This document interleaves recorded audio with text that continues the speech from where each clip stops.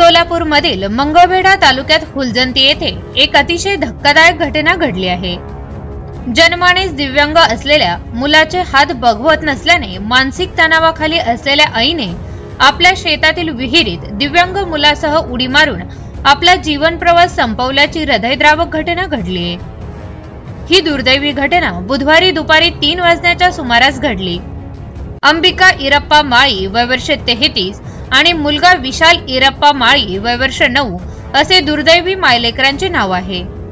या घटनेबाबतची माहिती मयत महिलेचा दीर जकराया दयाप्पा माळी वय वर्ष 37 राहणार हुलजंती तालुका मंगळवेढा यांनी मंगळवेढा पोलीस ठाण्यात दिली आहे।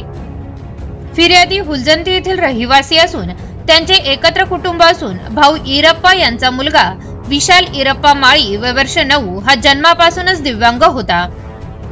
त्याला चालता फिरता जेवता येत नाही। त्याचे संपूर्ण पालनपोषण हे भाऊजाई अंबिका ही करत होती।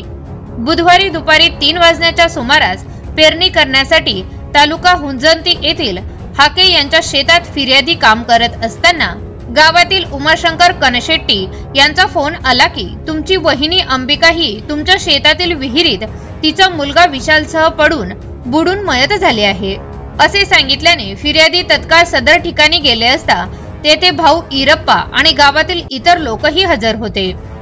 भाऊजाई अंबिका इरप्पा माळी वय वर्ष 33 ही विहिरीतच पाण्यात तरंगत मयत स्थितीत होती।